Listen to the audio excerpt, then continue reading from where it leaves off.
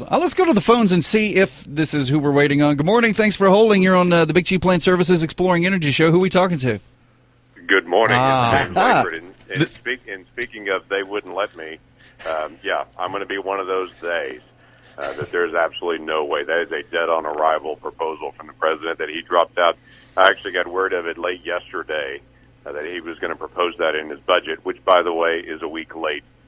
But that's a whole different story. So, in his budget coming out next week, apparently he's going to propose a $10 per barrel increased tax. He's calling it a new fee, and it's wrong in a whole bunch of ways. One is, as you guys have already mentioned, we're talking about hitting the industry while they're already down, trying to add a new tax and a new punishment on an industry that has kept America going for the last 100-plus years. And then, on top of that, increase the cost on consumers, and it's a new type of tax. That's what everybody's missing.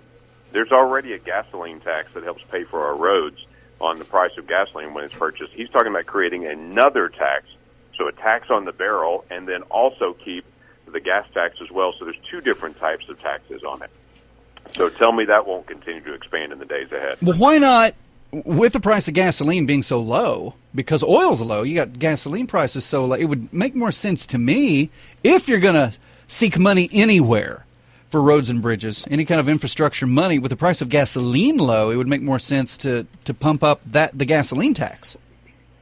That's correct. If that's going to be done, that would be the way to do it, rather than try to create an entirely different structure. But that's one of the first things first on anytime you deal with a gas tax issue is we still have an awful lot of the gas tax that's going towards things that's not actually roads. So if you're going to have a user fee, which is what the gas tax is, so if you use the roads, you got to help pay for the roads. That makes total sense. The problem is the money's being siphoned off and sent to other places. So we've got to make sure that the user fee for the use of the roads is actually used for the roads rather than taken and used other places. Now, does the president have support of his party in Congress for this tax? No, we'll find out soon, but I would tell you he doesn't have the votes in the House or in the Senate, not even close, to try to pass something like this. You think this is a smokescreen, a dog and pony show, if you will, to try to show some of the environmentalists and some of his close allies in Arab nations that he's trying to swing a haymaker? I would say what I really think it is we forced the president in December to sign the lifting of the oil export ban. He did not want to sign that, did not want to do that, was adamantly opposed to it. We put it in a package he had to sign, put it on his desk, he signed that. I think this is his message back to his environmental base of, yes, I signed the lifting of the oil export ban, but look, I want to add a new tax to it now as well and see if he can gain some momentum that way. So I think this is playing back to his base and trying to recover his mojo after being forced to sign the export ban lift. But he's a smart guy. He knows this doesn't stand a chance, right? I mean, he has to know that. He knows this does not stand a chance. There is no way, nor has he done any work to even prepare the ground on it. So it's in the very last year of his presidency. It's on a budget that no one believes it will actually ever be implemented. So he's dropped out an idea, and he's going to try to stir everyone up, but it's basically just to reinforce his base. Okay, so politically speaking, since he's lame duck anyway, is it for his own legacy with the left, or is it to help out Hillary or Bernie?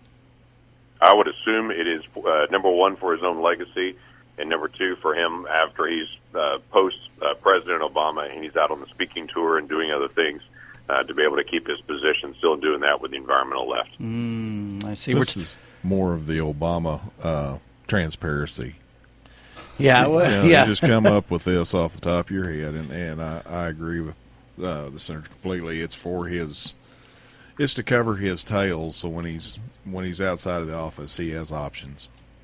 We're talking to United States Senator James Lankford, Republican of Oklahoma City, here on the Big Chief Plant Services Exploring Energy Show, 96.5 KECO in Elk City, 102.3 KWDQ in Woodward, and online at exploringenergy.net. Well, talk to us about your amendment to the Energy Modernization Act of 2016. Tell us about that. Yeah, there's several that I've got, actually. I'm trying to do amendments on. One of the big ones is what I call the trust and verify piece for wind energy. There was a wind energy tax credit that was put in place 24 years ago. You're thinking a quarter century ago, there were very few wind towers anywhere, and it was a really new industry. And so the federal government created this tax credit to help wind power get a jump start. Well, 24 years later, we know extremely well all over western Oklahoma, we've got lots of wind energy. It's become a profitable energy. It's doing very well. That's a good thing. So we determined last year we're going to phase this thing out, which I've been fighting for several years.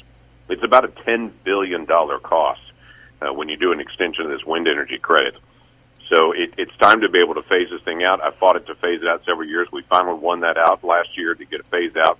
The problem was when the phase out was written and the way it was negotiated at the end, it's not really a phase out, it's a phase down. It says each year for the next 4 years how much it's going to be, and it goes down a little bit each year. But it leaves that last year just blank, undefined. Well, I know in government, if it's undefined, somebody's going to step in and say, well, let's go ahead and just extend it 1 more year or 2 more years, and we'll just keep it going. So what I put in place is an amendment to say we all agreed it was a phase-out. So in 2020, let's remove it from the tax code entirely, and so it cannot be extended. And it's just let's keep them honest. If we said we were going to do that, let's actually do it. This is not anti-wind. The wind energy folks were on board at the very beginning in negotiating last year on this phase down. They have unilaterally agreed that they don't have to have this subsidy to be able to keep going and keep having good business. I want wind power to continue to be used. It's a good fuel source for us as a second source to our fossil fuels, coal, natural gas. That's the base fuel that we have still in Oklahoma and will continue to be in the foreseeable future. But I don't have any problem with a supplemental fuel like wind. It's a good source for us, but let's not keep subsidizing it. Are you getting any?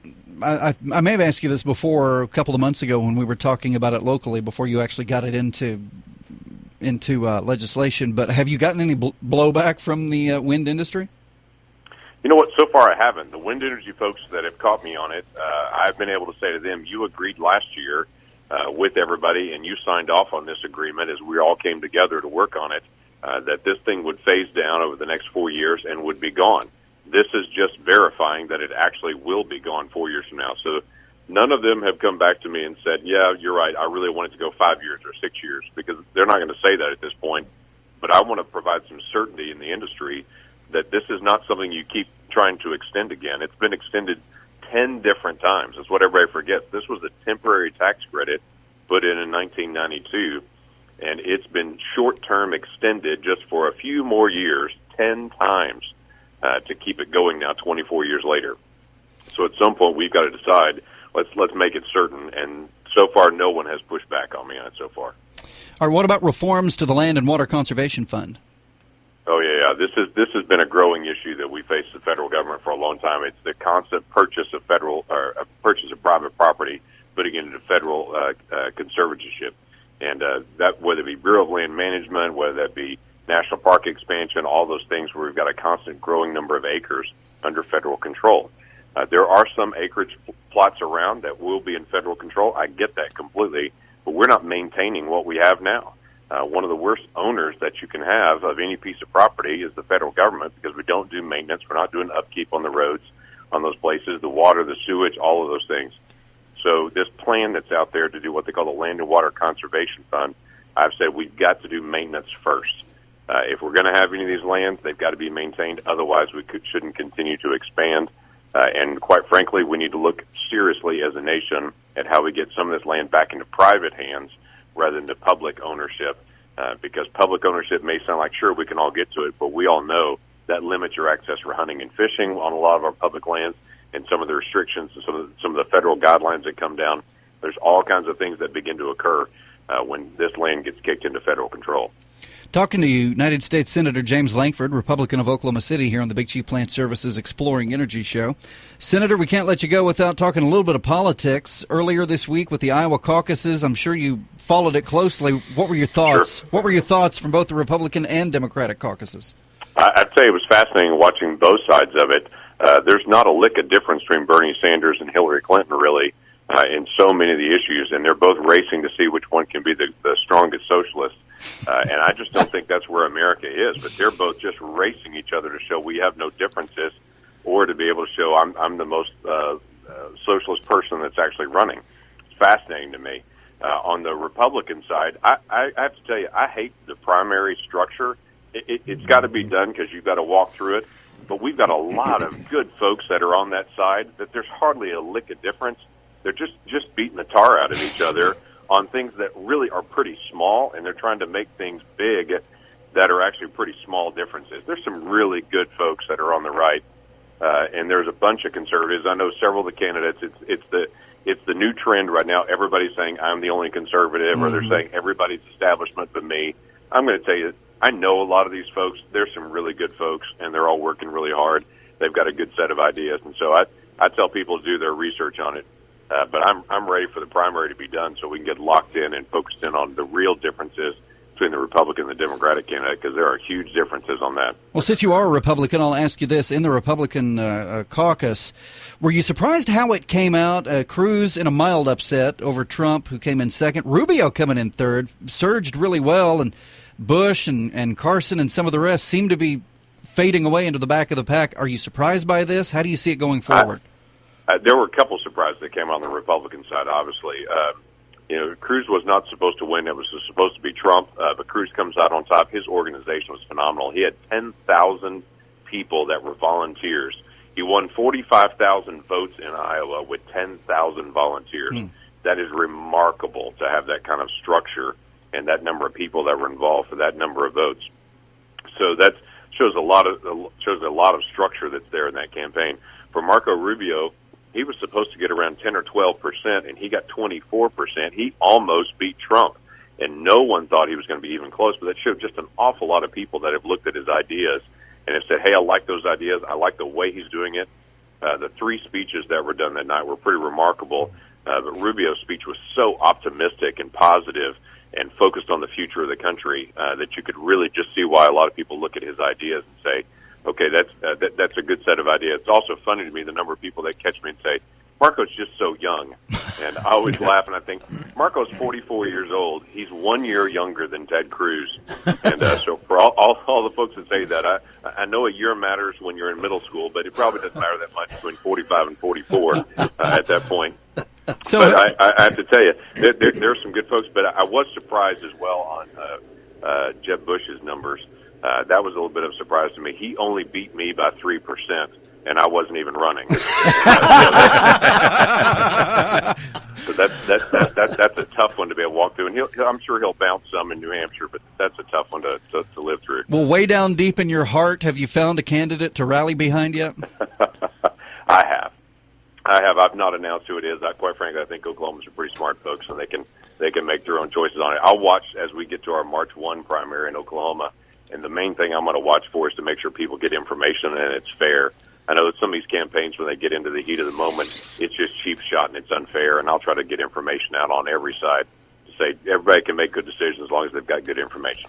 Well, I'll tell you, Senator Lankford, it just does my heart good to know we got people like you up there on the Hill that are trying to do what's right because, in my opinion, you, sir, are a true statesman and not a politician, and that's what we need more of. And I hope that those people you rub up against up there, some of that rubs off, or a whole lot of it rubs off on them, brother.